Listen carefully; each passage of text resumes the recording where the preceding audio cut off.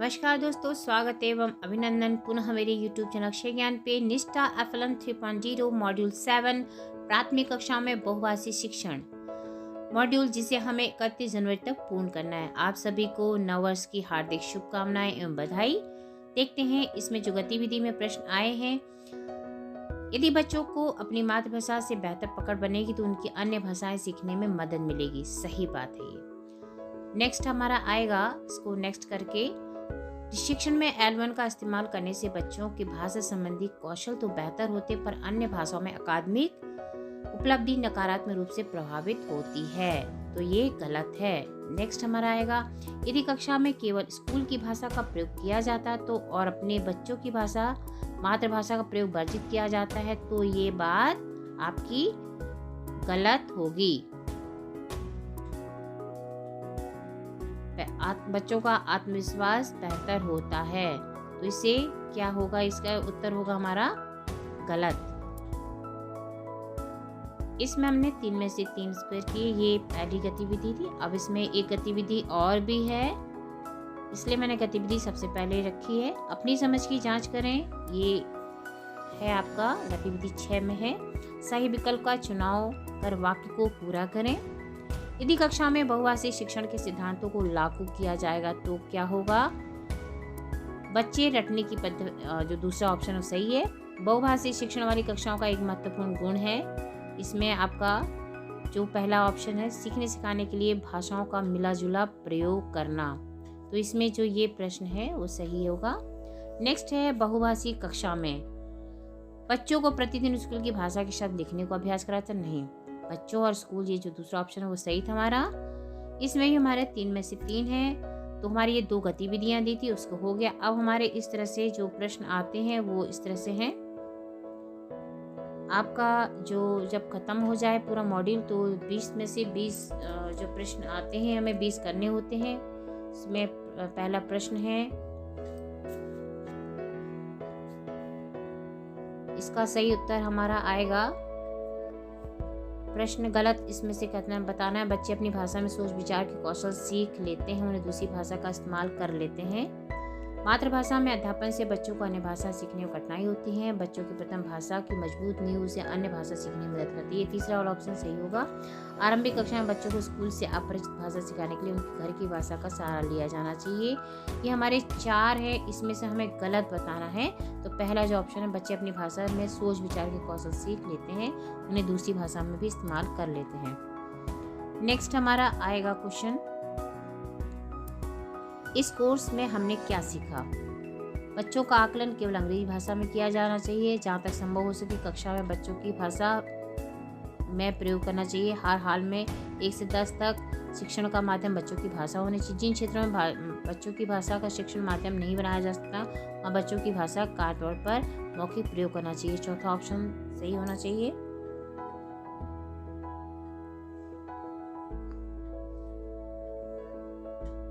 ठीक है, अब नेक्स्ट हमारा क्वेश्चन आता है, सीखने की प्रक्रिया में ज्ञात से अज्ञात, परिचित से अपरिचित बढ़ना चाहिए। यह बात आई है NCF 2005, NEP 1986, ये पहला ऑप्शन 1905 है। कक्षा में दूसरी भाषा सिखाने की आधारभूत शर्त नहीं है। बच्चों को L2 का अधिकाधिक अनुभव देना, L2 को बच्चों के लिए सरल, समझाने योग्य, रोचक और अर्थपूर्ण बनाना, शुरुआत से ही L2 की शब्दावली लिखना, शुरुआत में ही L2 के आधारभूत शब्द भंडार विकसित करना। शर्त नहीं है, हमारा प्रश्न था शर्त नहीं है, तो ये लास्ट वाला जो ऑप्शन है हमारा वो सही होगा। कमला जी कक्षा 2 के बच्चों को हिंदी सिखाना चाहती है, उन्हें अपनी कक्षा में निम्न से कौन सी रणनीति अपनाएगी। हिंदी भाषा का प्रयोग कर पूरी तरह से बच्चों को हिंदी समझाने के स्तर में बच्चों को अधिक से अधिक हिंदी लिखने का कार्य, समझाने का जो पहला ऑप्शन है वो सही है। नेक्स्ट है, इथोपिया के भाषा संबंधी मॉडल के अध्ययन से निष्कर्ष निकलता है कि आरंभिक कक्षा में ही अकादमिक भाषा में अध्यापन से बच्चे सभी विषयों में उत्कृष्ट प्रदर्शन कर पाएं। मातृभाषा में अध्यापन से बच्चों ने सभी विषयों में बेहतर प्रदर्शन किया। आरंभिक कक्षा में अंग्रेजी भाषा में अध्यापन से बच्चे विज्ञान विषय में बेहतर प्रदर्शन कर पाएंगे। मातृभाषा में अध्यापन से बच्चे गणित विषय में अच्छा प्रदर्शन कर पाएं। तो इसमें जो हमारा सही उत्तर होगा, इसमें से आरंभिक कक्षा में एकाधिक भाषा में अध्यापन, मातृभाषा में अध्यापन से बच्चों ने सभी विषयों में बेहतर प्रदर्शन किया। कमला राजस्थान के कोटा जिले में रहती है, जिसके घर की भाषा हड़ौती है। उसने स्कूल शुरू होने से 4 महीने बाद कमला से हड़ौती भाषा में खूब सारी अनौपचारिक बातचीत करेंगे, यही उसका उत्तर होगा। अभी तक उसकी नेक्स्ट है भाषा शिक्षण से जुड़ी भ्रांति चुनिए। घर की भाषा के प्रयोग से बच्चों का आत्मविश्वास बढ़ता है। बच्चों की भाषा उन्हें अन्य भाषा सीखने के लिए मजबूत आधार देती है। बहुभाषी शिक्षण में अपरिचित भाषा सीखने सिखाने मातृभाषा का प्रयोग किया है। जितनी छोटी उम्र में बच्चों को अपरिचित भाषा में पाठ्यपुस्तक पढ़ने देंगे वह भाषा उतनी जल्दी सीखेंगे। तो इसमें से जो हमें भ्रांति है, क्या इसमें गलत है, उसको अलग करना है। तो जो चौथा है वो सही है। राष्ट्रीय शिक्षा नीति 2020 मातृभाषा के प्रयोग के बारे में क्या कहती है? बहुभाषी शिक्षण से बच्चे शिक्षण अधिगम प्रक्रिया में पूरी तरह भाग नहीं ले पाते। छोटे बच्चे अपनी मातृभाषा के माध्यम से बेहतर रूप से सीखते हैं। बच्चों के सीखने सिखाने की शुरुआत स्कूल की भाषा से होनी चाहिए। कक्षा 5 के बाद स्कूल की भाषा का प्रयोग होना चाहिए। तो राष्ट्रीय जो है हमारा कक्षा 5 के बाद स्कूल की भाषा का प्रयोग, इसमें जो छोटे है दूसरा ऑप्शन था सही था। राष्ट्रीय शिक्षा नीति द्वारा भी बहुभाषी शिक्षण संदर्भ में उल्लेख किया गया है। जहाँ तक संभव हो सके कक्षा 5 तक शिक्षण का माध्यम राज्य की भाषा हो। जहाँ तक संभव कक्षा 8 तक शिक्षण का माध्यम चुनने की स्वतंत्रता हो। जहाँ तक संभव कक्षा 8 तक बच्चों को शिक्षण का माध्यम अंग्रेजी हो। लास्ट वाला जो ऑप्शन आपका सही है। भारत की जनगणना 2011 के अनुसार 1369 भाषाएं थी। असम में चाय के बगीचों में काम करने वाले इसमें लिंग भाषा होगा। निम्न में से कौन सा बच्चा सबसे अधिक मुश्किलों का सामना करता है? प्रश्न तो बहुत जल्दी निकल गए, इसको थोड़ा ध्यान दे दीजिएगा टोक करके। कमला जिसके घर की भाषा बागड़ी और कक्षा बागड़ी और हिंदी भाषा का मिलाजुला प्रयोग करते हैं। शबाना जिसके घर की भाषा अंग्रेजी और कक्षा में तो बिल्कुल नहीं होगा। दीपक जिसके घर की भाषा संतली और बाजार में हिंदी भाषा सुनने और अनुभव मिलता है।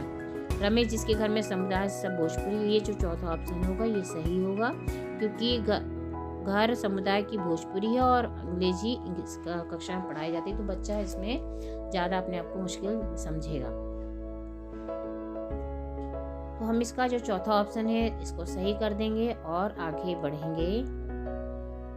देखिए टिक होने में टाइम लग जा रहा है, कहीं जल्दी हो जाता है, कहीं थोड़ा टाइम लग रहा है। हो गया। इनमें से सही कथन कौन सा है?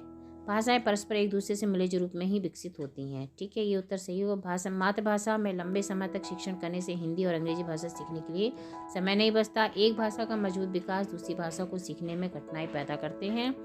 मातृभाषा में मजबूत पकड़ बनाने से बच्चों को दूसरी भाषा सीखने में कठिनाई होती है, ये भी गलत है। इसमें से हमारा जो लास्ट वाला ऑप्शन होगा वो सही होना चाहिए।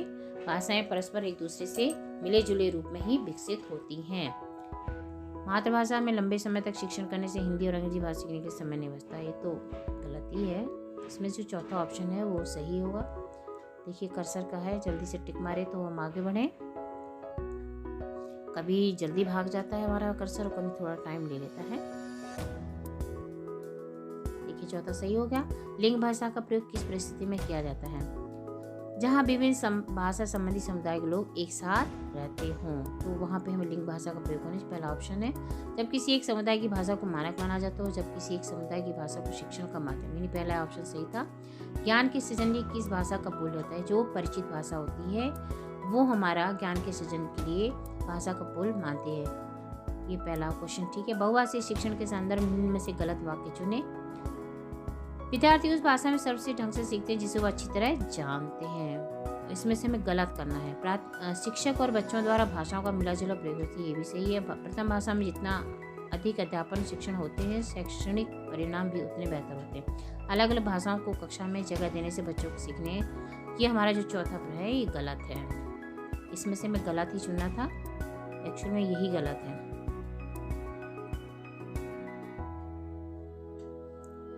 देखिए बताता कौन सा है, कहीं बहुत तेज होता कभी बहुत टाइम लग जाता है।